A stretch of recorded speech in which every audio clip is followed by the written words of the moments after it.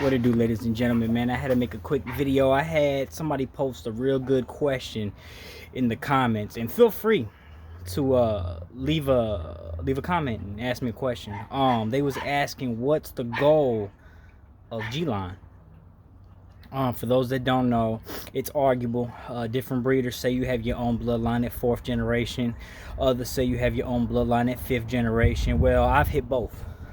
I've been saying I have my own bloodline. I think early this year or late last year. But like I said, I have 4th generation and 5th generation on my yard. Guap is the great grandmother, if I'm not mistaken. I think I put enough greats in there. But they asked what question. I just seen it and I was like, dude, that's an amazing question. I have talked about it, man, but I haven't been posting real regularly. I've posted on it several times in the past. I mean, I've been doing it since 2000 and I think 17 is when I started. Or was it 18?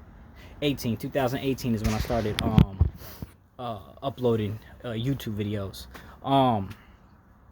And the question was, what's the goal of G-Line? And the goal hasn't changed. The goal has been the same.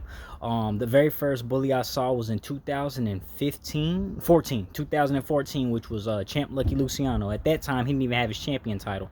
I saw him in a dog show in Tennessee, me and my nephew Michael, which those that don't know, Michael's about to be back. So things is about to be on and popping. I'm talking about back to like it was and better. I haven't been real faithful on my videos and my, the quality videos like I did in the past, and my pictures. Like, I really haven't took any, you know what I mean? I've been selling dogs, so I really haven't had the need to, but I want to, you know what I mean? You gotta, like President Trump, man, you gotta put in work. He done did 17 rallies in 3 days. What's the old Sleepy Joe doing? You know what I mean? You work hard, play hard, you get your rewards, you know what I mean? So here we are, so G-Line. What has been the goal for G-Line? For those that don't know, Great Goat Bully Camp is the kennel name, but my own blood is G-Line. Off of Guap, off of God, off of Great Coat, Triple G, OG. So the goal was, okay, back to Lucky. When I seen him, he was mind-blowing. Like, I was like, what in the world? I ain't never seen a dog so big. I mean, everybody was like, people that don't know, maybe some people that do, they was like, dude, gotta be on steroids. You know what I mean? I've never seen nothing like that, so it was freaky. But he produced Venus, Roxy, Mars, Ghost, Mr. 4-5, and the Guap's a grandson. But the muscle definition and the freakiness, Venus has it. You know what I mean? So, proof was in the pudding, because I was like, dude, this dude looks like Arnold Schwarzenegger, you know what I mean? But, everybody knows some people, in high school. I never was one of them. Friends that have 6-packs, and they ain't done a crunch in their life. It's genetical. You either have it or you don't. You can work for it and you can get it, But some people's genetically, they're lean. They have less fat, you know what I mean? So, just naturally. So with the bullies, it's the same thing. But so the goal from the beginning, was pocket bullies, short back, muscled up, freaky, overdone. Back then it was the extreme class. Well, now they merged extreme with all of them other than classic, because extreme, the American bully needs to be extreme. The classic bully, people talk different things. I've heard people say that the reason that we have the classic bully is in case we have something to go to, in case, once we get so overdone, everything just starts falling apart. We can go, to the classic bully and clean it up, So I guess every class has its reason. And then the XL too, we got the XL. But anyways, my thing was, I want pockets, micros. I want pockets and shorter.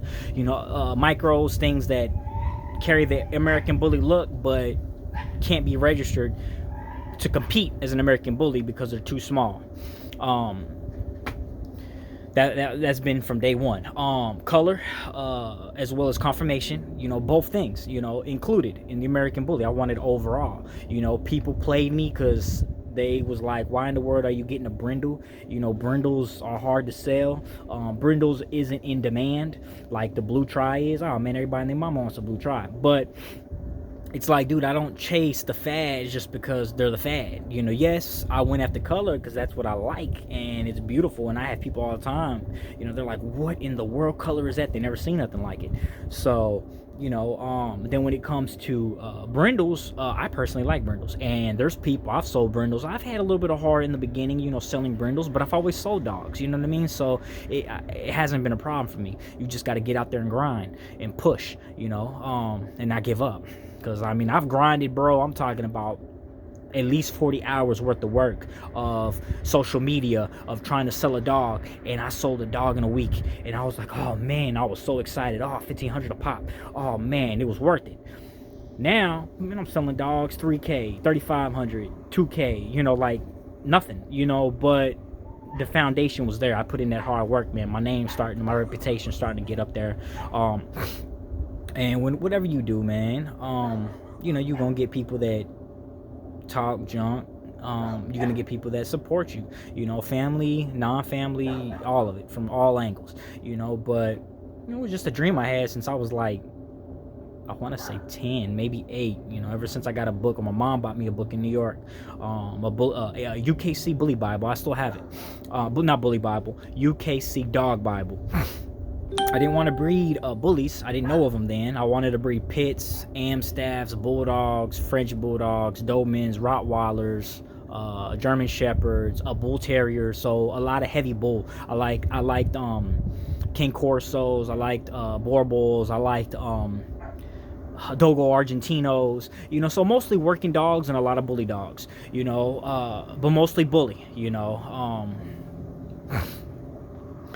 so that was the goal, overall was to get the look, the conformation, the color, all of it.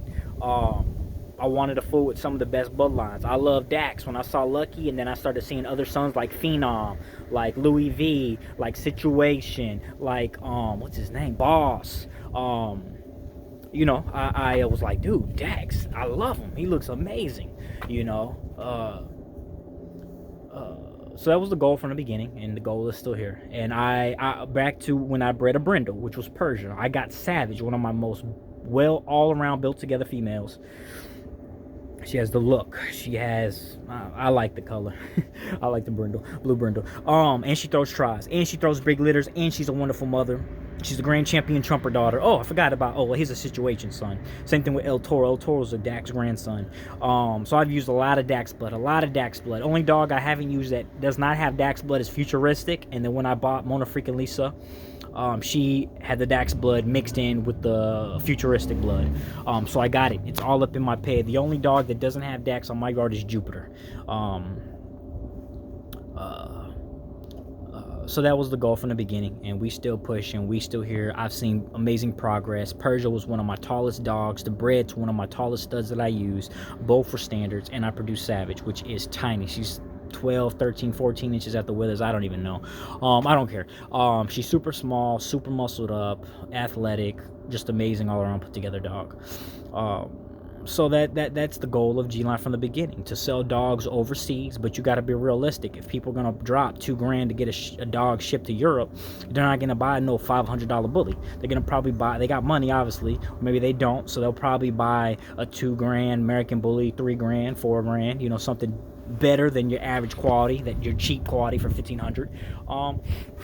So that's the goal that I haven't reached yet. But I've sold dogs to Canada, Puerto Rico, so I'm getting there, but I'm not naive. I got to put in more work. I got to grind. I got to better my breed. I got to, just do more. And, but I've seen, and I came a long way, and I'm very happy with where I am, and, keep it pushing. But that's the ultimate goal right there, was just to be breed, and sell dogs overseas, and of course compete.